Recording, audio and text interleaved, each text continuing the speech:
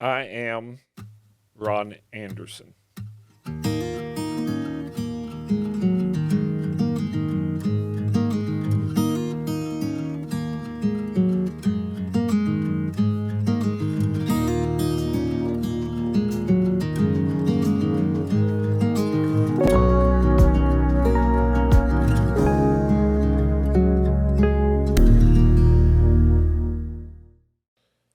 Well, I'm real excited to have this conversation with you today, Ron, because you're somebody that's been an influence on me, and I know you've influenced a lot of people. So I'm excited to talk to you.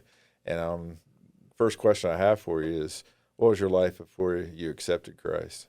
I grew up in the coal camps down in West Virginia, and I can't remember my life before Christ because I accepted Jesus as a small child at age 7 and grew up basically in the church. There was a Baptist church that was. I walked out of my yard right into the parking lot of the church, and So did you, live inside Spencer? Was it in the this town of was Spencer? in Montgomery, West Virginia. Oh, Was okay. in a. I grew up in the coal camps, which was in the Oh, okay. uh, little holla called. It was in Fayette County, but it was a holla called Carbondale Holla, and it's. I lived there until finished my eighth grade year before I moved to Spencer. Oh, But okay. I had been a, a Christian and grown up in the church the whole, pretty much my So whole when you life. say at 7 years old, what transpired?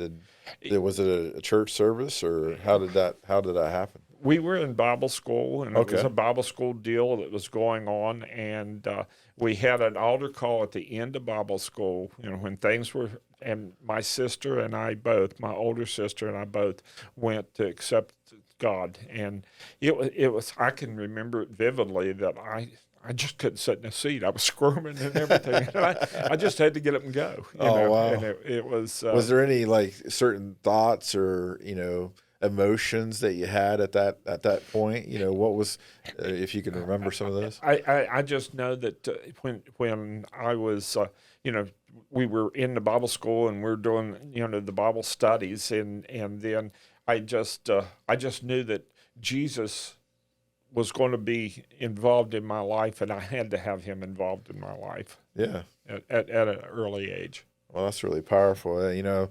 I accepted Christ at 9, so I know but it is, it was just a regular service for me, but that's cool that Vacation Bible School played an important role in your life. Did you go every year before that, or so We had you? gone Yeah. before that, and the thing was, and it was the most scaring thing that I ever had, was the preacher called on me to pray in church about 2 weeks after I accepted Christ. And I'm sitting in the back with a couple of the people that are that had been in church for a long time, and I I got they always, when they prayed, they always got down on their knee, and so I did kind of emulated them, and I Yeah. got down on my knee and prayed, and I know it was a real short prayer, but everybody just thought it was, they congratulated me and everything, Yeah. so a 7-year-old praying in a church service was scary for me. Yeah. I'm sure, but that's kind of neat that God was with you there, and God's continued to be with your life. And it brings me to this question: what were some of the valleys that you've been through in life? I'd say the biggest valley that I went through was when I went through a divorce. I'd been married for 15 years, and I didn't want the divorce. I'm trying to talk my wife at that time to get, work with the pastor and me, and the pastor was a really good friend of mine, and it just I felt like a failure, and it was a very, very difficult time. But I never, I was a deacon at that time, and I resigned from my deaconship because I didn't think, going through the divorce and all that. Yeah, but some of the people knew the situation, and after everything went through, they wanted me to go back and be on the deacon board, afterwards. Yeah, But because they understood the situation. yes, Yeah, and I'm sure that was heartbreaking for you to, because I know that wasn't something you wanted, that she wanted out. Right. But to kind of, I know that you shared before with me that was really hard to forgive yourself of that, because you were blaming yourself or questioning why that happened. Yeah, and I thought there was surely there was something I could have done different to prevent that situation and being a failure. And then, like I was sharing with you, that I'm I was always talking with God, and as he was a passenger in my car as I drive up and down the road, and when uh, Jesus spoke to me and he said, "Ron, you're putting yourself on a higher pedestal than me," and said, I can forgive you. Why can't you forgive yourself?" And Yeah. I mean, I just broke down and started crying, and pulled over. I was on the interstate up, headed toward Akron, Ohio. And I had to pull over and just broke down in tears and ask for forgiveness of even that, because I was putting myself on a higher pedestal than God. Absolutely. It's easy how it's interesting how sometimes we do that to ourselves. We get in the way of God, Yes. and how can you, if God can forgive us, just like he said to you, Yeah, how can, yeah. I just, I mean, that was just a real eye opener to me, and to listen to God, to be able to use, to follow His directions, and it just really, for a man, it's sometimes tough to wait and let things happen rather than take charge and do it yourself. And yeah, that's a man's. I think God gave that to men yeah. to be take charge type people. Yeah, sometimes we want to go in to fix things, and sometimes we, just like that situation, you couldn't have fixed it because, she wanted out, and Yes. and what could you do about it? Exactly. And so, that was a growth, I'm sure, for you to grow in that time, to accept the forgiveness of Christ, and for forgiving yourself was the bigger thing. Yes, yes, and it was a time that I drew, because during that valley I always was searching for Christ, and, trying to find answers, but I always, in Christ, Yeah. and that was a time that I did grow in my Christian faith.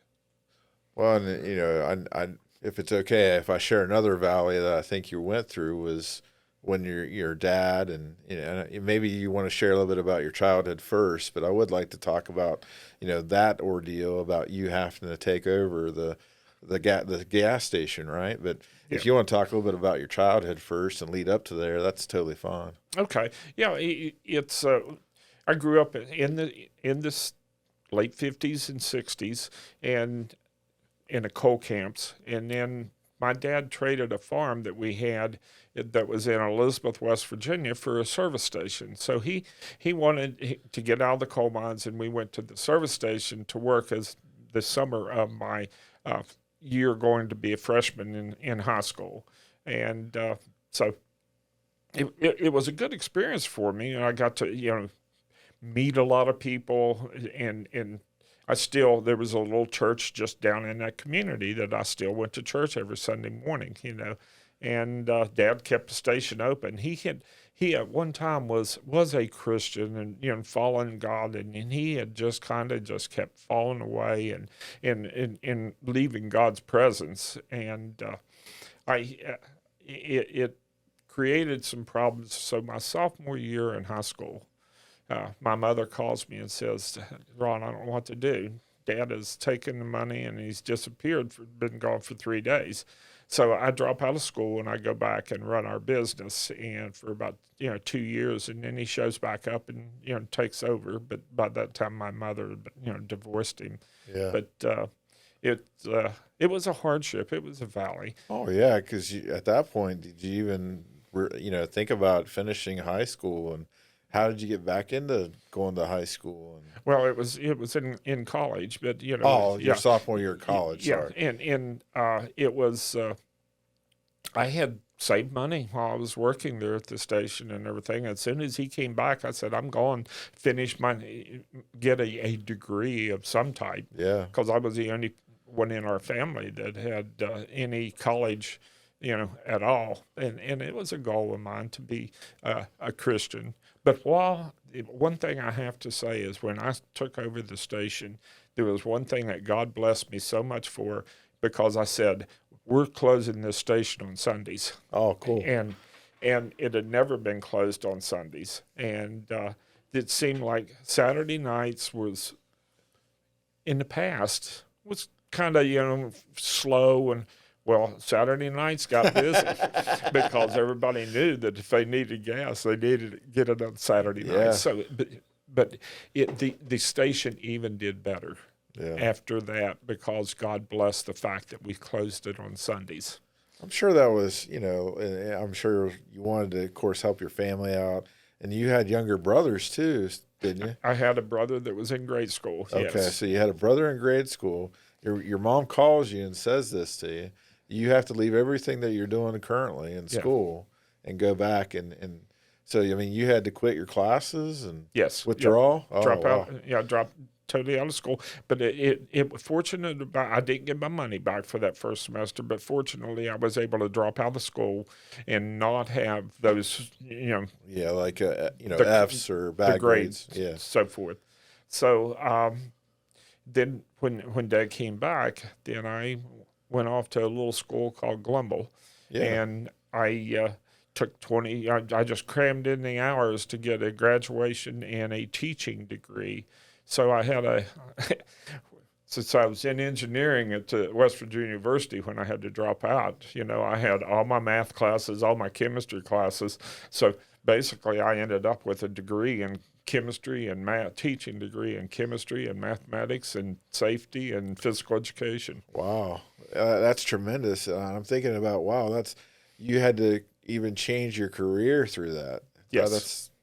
That's pretty wild, because in what's God's providence, I guess, is cool, is that God knew all this, and He even knew that even though your career was going to change in some ways, that He was still going to get you to a place that you'd have success. You know what I mean? Yeah. Because you probably thought engineering, you're going to have this big job, and then now I'm going to be a high school teacher. Yes. Yeah. Yeah. So. And I love the fact that, and during the time that I was coaching and teaching math there in Spencer, that was when they come and said teachers couldn't lead prayer in school. So here I am, and we had football, and prayer was a big thing. Several of my kids, and I'd talk about church and, my football players and things.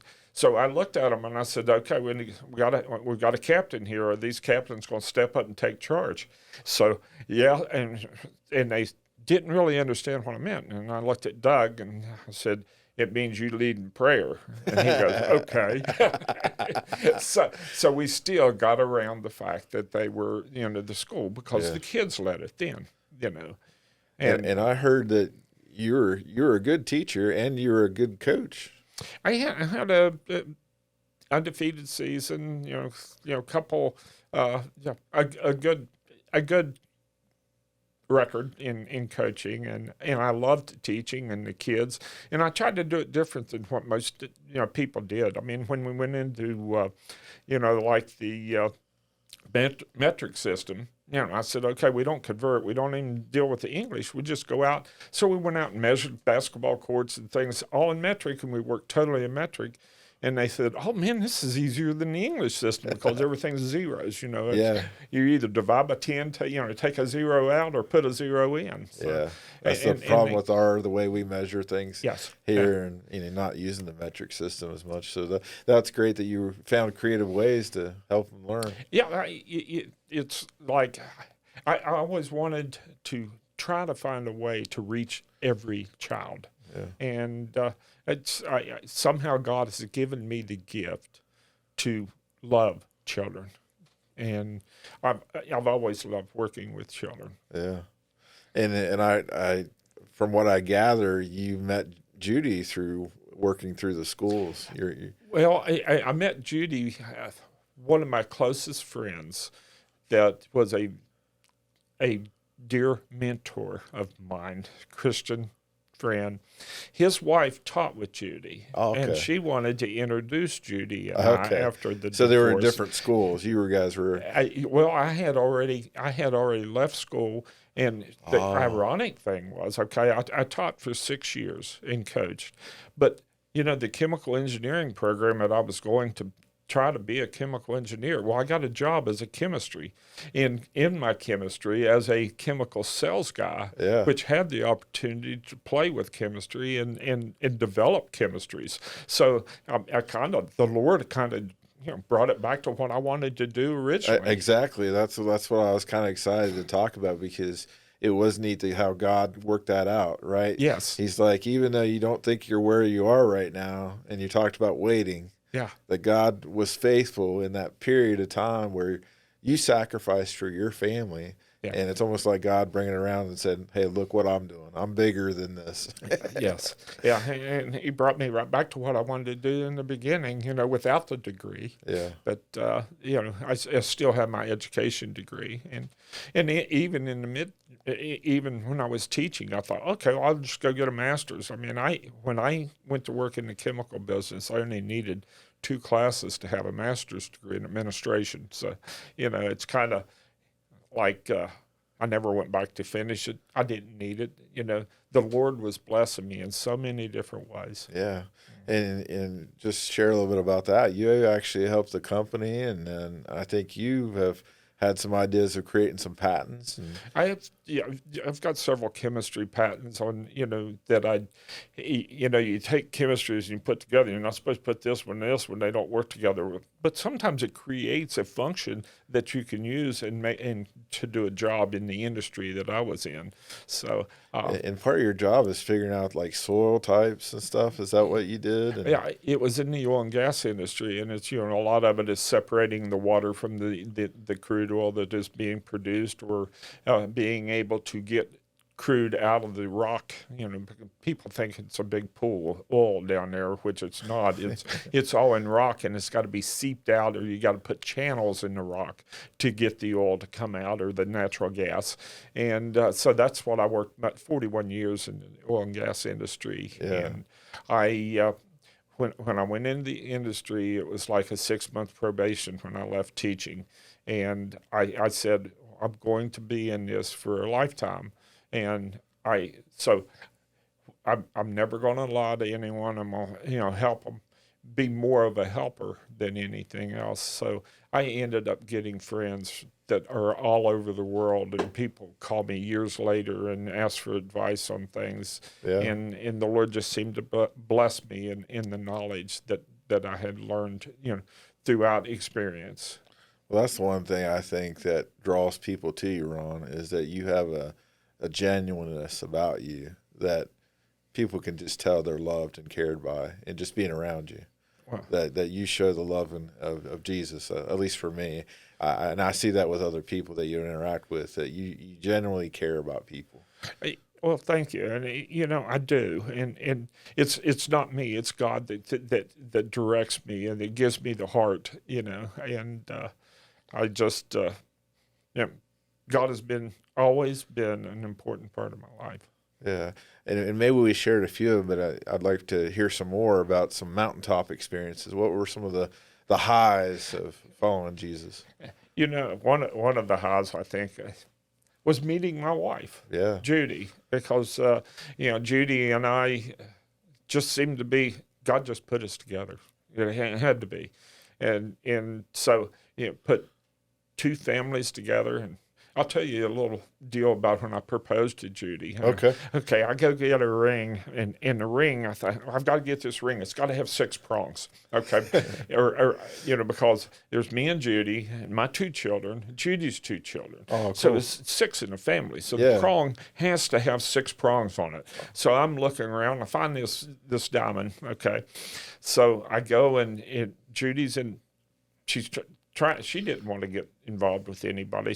I helped her move to Maryland to get away from me, So she was not quite ready. Yeah, she did. We took 2-step lessons together, just something to do, and we were really involved, and our children, kind of liked each other, and So she wanted to move to Maryland. She'd gotten a job there. She had a good friend up there. So I ended up moving her to Maryland so she Wow. could get away from me. But, the whole time we always talked about the Bible and some of the things. So I'd give her trivia questions every once in a while. I'd call her and say, hey, find this in the Bible. And so we did that. But back to the ring. When I proposed to her, I said, this ring represents our family. There's 6 of us. This stone, this diamond represents God. If each and every one of us holding on to God right now, and if we always hold on to God, everything will be smooth. And Yeah. and would you marry me? Oh, that's cool. So it was And that how was long? one of the How long have you highlights. guys been married now? For quite a We've few been years now. Huh? married 32 years. Yeah, that's awesome. That's great. So- And I'm sure that you guys together have seen a lot of God doing things in your life and those around you all these years. Absolutely. I mean, God has just been a big part of our life, and Judy and I both have witnessed miracles that God has done in our lives and in our friends and in the people around us. And God has just really blessed us so much. Another high point is when I've always wanted. When I was a little kid, I used to play with these animals, and build farms up. And I'd always, and I can remember so much telling my mother, I said, and she was a big Christian influence in my life. And I'd tell my mother and say, when I grow up, I want to have 10 kids, and I want to have horses and pigs and cows, on this farm. So I always wanted property, because Yeah. I loved that outdoors. And in another highlight, Judy and I are living here in Belpre, and we get a chance to buy some property, and the Lord blessed us with the way that we even got the property. It was just it just kind of fell into our lap, and it was like I said, "Oh Lord," and I prayed about it, and I took $5,000 and I invested it, and played the stock market. And I said, "Hey, Lord, you either lose it if it's meant for me to have the property." And the next thing I know, I had enough money in there to pay cash for the first piece of property. Oh, that's awesome. So it was God blessed it so Yeah. much. Yeah. Well, and I think it's really cool that you have that. Here that as a little kid you're doing. Now you just need the animals, right? You just need to add some pigs. I mean, you got some wild animals out there. I know you love hunting. Yeah, the wild animals is what we're dealing with now. So. And you want to share a little bit about that hobby of yours that you like to hunt. Oh, I love to hunt. I mean, my grandfather was probably the biggest influence in my life, and my grandfather was he made my first bow for me. Oh, out of a really? hickory limb. A very, very talented guy. Couldn't read or write, but I can remember. And I had to go back this way, for the hunting, because that's where it all started. And I remember hunting and fishing, and he would take me. And on Sundays, I'd want to go do things, and he'd say, "We sit on the porch. This is God's day." As a kid, you're itching, itching to get out there. You'd sit there on the porch, and he'd do these. Man's only as good as his word, and he'd do all these things, the little quotes. Yeah. But he couldn't read and write. But it was out of Proverbs. As I read it and as I study it, he had so much God wisdom because he ended up every morning at 6 o'clock. He went to an outside toilet, and that was his. No one else used that one. And that was his because he went there for 1 hour to pray Oh, really? every morning. Wow. And he prayed for us, and he was very, very poor, but just a tremendous influence in my life. Yeah, I mean, I'm thinking about the relationship aspect of that with you, that he poured himself into you. And here he had a direct line with God. Yeah. And he's investing in you by sharing that. That's probably where you've gotten some of that heart to do that for other people as well. It's really from him. It could, and I wanted to be a grandfather like that to my grandchildren. Yeah. But that he made my first bow. He took me hunting.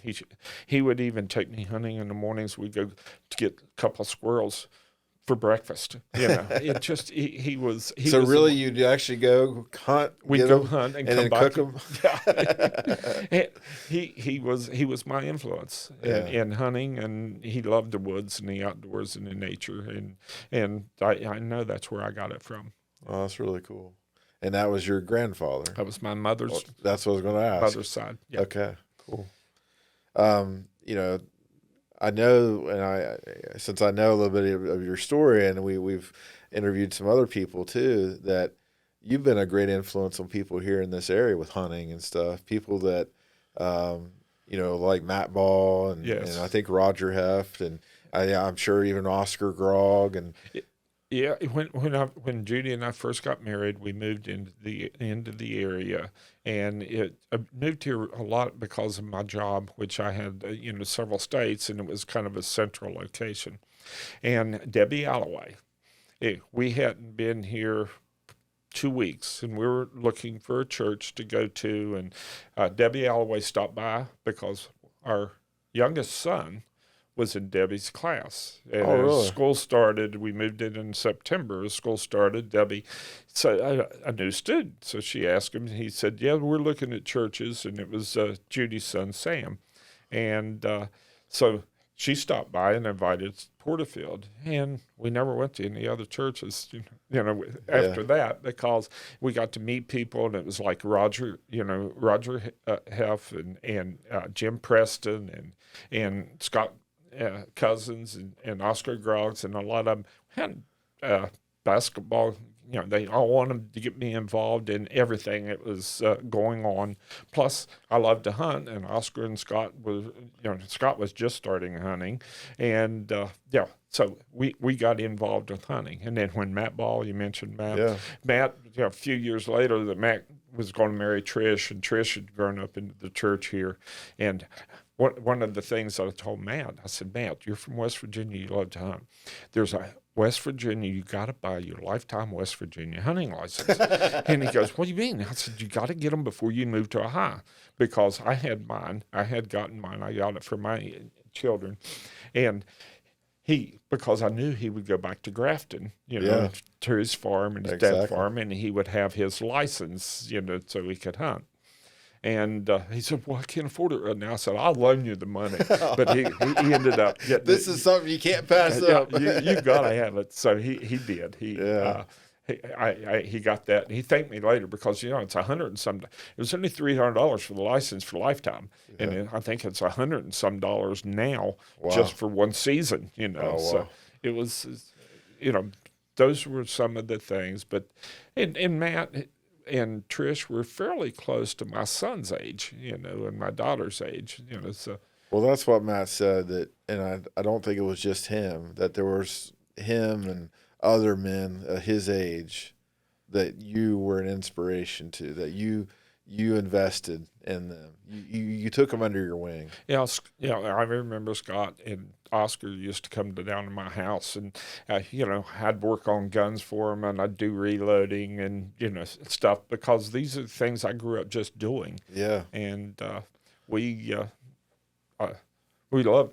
loved each other's fellowship. Yeah, and that's basically and that's what people need. That's what men need. Men need other men to be able to do things with, and do things that are proper and have fun. Yeah. Because God wants us to have fun. I mean, I think, I look around sometimes and I think God's, he has fun in some of the things he creates. Sure. Yeah. Look at an elephant with a nose like that. Surely, God is a God of fun. Or those poor giraffes. Got a long neck. Yeah. So, but I do. I think God is a God that wants us to have fun and to enjoy his creation. Yeah, because when we take the hobbies that we can do and we can talk about our faith, it just builds that connections, right? It just builds that ability to be together in something. Yeah, when I'm sitting in the woods bow hunting, you got to sit pretty quiet, and you just, your eyes are moving around, you're looking. But, I look there and I could see so much of God's creation. I feel closer to God sitting there than anywhere else. I love this church. I feel close to God here in this church, but I feel close to God also when I'm out in his creation. Yeah. And just by myself. And those are the quiet times that I enjoy with God. Yeah, let's talk a little bit about you and Judy teaching Sunday school in the college ministry, and then maybe also if you want to share anything about youth ministry, because you guys were both involved in those areas, right? Yeah, we hadn't been. Excuse me, That's all didn't right. mean to hit the mic, but we hadn't been here but about a year and a half, and we were asked to be youth leaders because the youth pastor had just left, and they were looking for youth leaders. So Judy and I, thought, yeah, well, anytime we could do something, even if it wasn't in our uh, Well, expertise, yeah, we're still willing to reach out or step out in faith because God handles it. He handles the situation. So yeah, we worked with the youth for a couple 3 years until my job, because my job's always been traveling quite a bit, until my job got to where I couldn't, you know, really be here that much, and I was traveling quite a bit. But for about 3 years, I think it was, we were youth leaders, and then we saw a need at one time for a Sunday school class that was, the kids graduating from high school had to move on to a adult class. and And we're talking a very adult class. an adult class. And I thought, that they need a stepping stone to get into that adult class. So we started, and that was back before the church burned. We started a Sunday school class called College and Career. Mm-hmm. Now, this was not totally our idea. Scott Cousins was the one that really, had an idea on that. Yes. Oh, that's cool. And but Ryan Alloway is the one that says, we'd like for you to teach a class. So Judy and I taught that class, and we taught it for about 25 years. So a lot of the people, a lot of these children, we had their parents in the class, Yeah.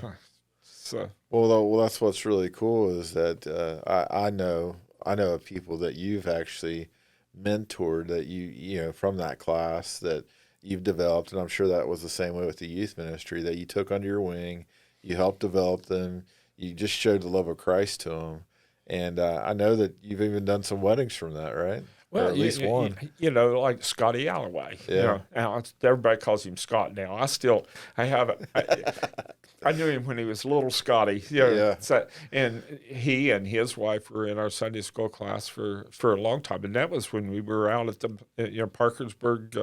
WUP, and then also at Warren High School. Scotty stayed in the class there, and we had there's several that was here. Bill Young and Jennifer, Yeah. and they were in our class. They're we just enjoyed the class, and we tried to teach on relevant stuff. Just things by a topic. We'd take a topic and spend, search scripture and find out, all the scriptures we could find for this one topic, and it was more of a teach by topic, type deal from the Bible, and a lot of times it was really funny. The Holy Spirit works so in so many different ways, because there's times we'd be in there and somebody in a Sunday school class to bring up something, and it wasn't what we had prepared.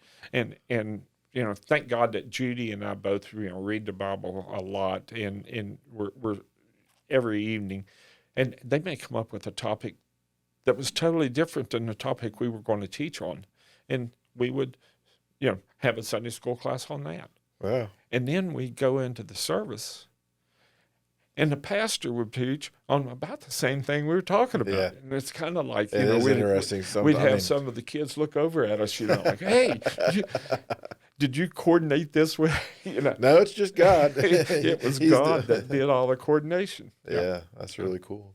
I'll switch gears a little bit because I want to hear some funny stories. I know we've talked a little bit about, you didn't tell me the details to ruin it, but I wanted to hear some of the things. Yeah, my father was I don't know, he didn't have much wisdom, I don't think, but he had me to do some things that I would kind of, and I as a kid I always wanted to do, be able to do it. There was a time he goes and buys his cow, and it was down in Ivydale, West Virginia. And the reason he buys this cow, he could get it really, really cheap because nobody could get the cow out. There was a swinging bridge across this hollow. Now, as a kid, now I may be 10 years old, but I'm looking down, and it's a long. It's more than 20 feet down. Okay. Oh, wow. We got to take that cow across this swinging bridge. My dad says, it won't hold me. I mean, I weigh too much, and you could get this cow across this swinging bridge. So I get this cow halfway in the middle of this bridge, and I'm looking down, and I can't pull, and I'm pulling, and I can't pull that cow on. And Dad yells over, if you twist her tail, she may go on. I have to wiggle my way around beside this cow. Oh, no, this so you're bridge, trying to I get from the front to the back. And sure enough, I twist the tail on this cow, and I get her across the bridge. And, thank God, God was looking after me many times. Your dad didn't care as much. He's like, I'll just throw you out. And there was another time he goes over and buys this horse. We're in a car, and it's on Sonoma Road, and he buys a horse. And I don't know where you know Sonoma Road. Some people may, but our farm was at one end of Sonoma. This horse was on the other end of Sonoma Road, close to where the river is. Well, he buys a horse, and he says, Ron, why don't you just ride it home? Okay, all we have is a bridle, no saddle. No saddle. He drives and takes off. Well, I'm probably 10 years old, okay? Are you serious? You're only 10 years old? Do you even know the directions to your house? Well, I think I do. The horse doesn't know. It was so funny. I start going back that way, and it's starting to get dark, and my bottom's really getting sore on the backbone of this horse. Sure. And I get up to this barn, and I find a sack, and I fill it full of hay, and I throw it across this horse, and I'm going to get on that. I can't get back on the horse. Oh, no. I've got the horse bridle, but I can't get back on it. I mean, the horse is up here. Yeah, I've got to get him to stand beside the fence so I can get up on the fence and jump on him. So it was so funny. It took me forever to get back on that horse, but I did. And it was after dark before I got that horse back to the farm where we were at. And Dad sat there, and he wasn't worried a bit. He thought, yeah, he can do it. But I did. I made it back. That's some pretty amazing faith there. I mean, I don't think I, as a 48-year-old, I could find my way back if I was dropped off some location riding a horse back. Did you take the main roads, or? I took the main road for a while, and then after I got to the barn, I took a shortcut. Yeah. And I figured it out, because I'd always run those ridges and those farms, in the woods. Yeah, you sounds like you had to grow up fast. Oh, I did. Yeah, I did. Matter of fact, I was baling hay when I couldn't even reach the pedals of the tractor, and I would have to jump off and land on the correct pedals to stop the tractor. And then, a tractor, you could just have it revved up and jump out back into the seat, and it'd take off. And I baled hay for several years before I could even, reach the pedals of a tractor. Wow. That's wild. That's really interesting. Next, I'd just like to ask you about, blessings. What have been some of the blessings that God's just kind of sent your way? God, it seems like I got one I got to tell you. When I was the Judy and I were working with the youth, and we were going to creation. And I'm looking, and I thought, man, I just can't take off work this time. But there was a customer, and we're talking in oil and gas. There was a drilling customer that I had called on for probably 2 years and had not gotten anywhere with them. But I continued to call on them. And I go to creation. I take these kids, and we're there in creation. We're spending a whole week, and I take a week off, and, I have no idea. Cell phones are not working or anything. I come back, and this customer had called one of my distributors and started ordering the chemical. So I picked this customer up while I'm out doing nothing except working for God, and I did nothing to gain that business. That is awesome. That was God doing you were honoring I the was honoring Lord, God. and God's like, hey, I got you. Yeah, I took care of you. yeah. So that's a high point, if that's what Yeah, you no, a that is. I mean, blessing. that's God has blessed me so many different ways, so many different times. With health and with Judy and family, and I have six grandsons, and a granddaughter. and she's the best one. And she's my best granddaughter. And one of the things, Nicole was in our Sunday school class, Yes. and Nicole asked me to marry her and her husband. So I got a license in West Virginia to marry them. And I think you also sent a letter, Yeah. because when I had to do it, because Pastor Mark and you both had sent, a letter in. And with that marriage license, my granddaughter says, Pawpaw, she called me Peepaw.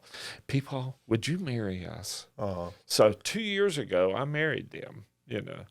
And then last weekend, this is a high point. Last week, a couple of weekends, Mother's Day weekend, she says, you got to come down and have this crab feast deal. So the whole deal, the reason she asked me there was because she was wanting to tell us that we're going to be great grandparents. And she hands me this card. It says, oh, you're the greatest grandparents. And you open it up, but you're going to be even better great grandparents. And I had to read it 3 times to Judy. She goes, what? So, but that was a high point, Oh, too, yeah, definitely. because getting a chance to marry them and marry her. And then I also had a chance to marry my son. Oh, Or really? Judy's son. Oh, that's cool. But they are my children. Oh, I mean, yeah. we had they call me dad, and they feel that I am their dad. But I married my son in Pennsylvania too. So Yeah. it was, and that's been 10 years ago. Yeah. So Well, my next question is because we talked a little bit about your grandpa influencing you. So, and I'm sure there's others, but I was thinking about what would you like for people to take from your life? What would you like people to know about you, or see in you? that I felt a lot, but I tried to follow God in every way that I went. And when I had the opportunity to serve God, I wanted to step forward to do it, even though it would be out of my comfort zone. And I would like people to, when they think of me as someone that followed God. And it's that would be, and then plus my grandchildren and children. I want all of them to know Jesus like I do. Yeah. Can you also share a little bit about how Porterfield has been a blessing to you and helped you grow? When I moved here 32 years ago, and we started coming to Porterfield, I have had the opportunity to serve God in so many ways here at Porterfield because of the opportunities that been given to me, working with the youth, and teaching the Sunday school class, and now I'm serving on the deacon board. Also, the opportunity that you gave me to work with the Upward Sports program, and there is so many opportunities for people to grow in Christ and grow in God here at Porterfield because there's so many events. Even if there's something I wanted to start or someone else wants to start, just bring it to it, and they can lead and be the leader of that group and grow in Christ because people are going to be there to help you. Yeah, that's neat. We want to continue to see other ministries start, and it's kind of neat to see people use their gifts and talents. And I want to tell you, you have made such a difference on the lives of people, and especially the kids with Upper Ministry too, as you talked about that. It's a privilege to work with you. And I know that you love kids, and I've seen that love come across. Well, it's a privilege to work with you too. I mean, Thank I you. just I love you. I love your family. Your children are just, and that's your children are just tremendous kids. They're well behaved, well disciplined, well self controlled, and it just it's a blessing. Yeah. Well, as we get ready to close here, I just want to tell you, you're a model of what a Christian man should be, and I just want to encourage you with that because I think I speak for a lot of men in the church that have looked at you and said, no, and it's not about what you do for a living. It's not about you having a big family or anything like that. It's just genuinely looking at you. You've lived a life that has been worthy of the calling that you've received to follow Christ. Thank you. I mean, God, I have to give all the credit to God because He has given me the directions and the heart. Sometimes I haven't listened always, but most of the time I have tried to and follow Him.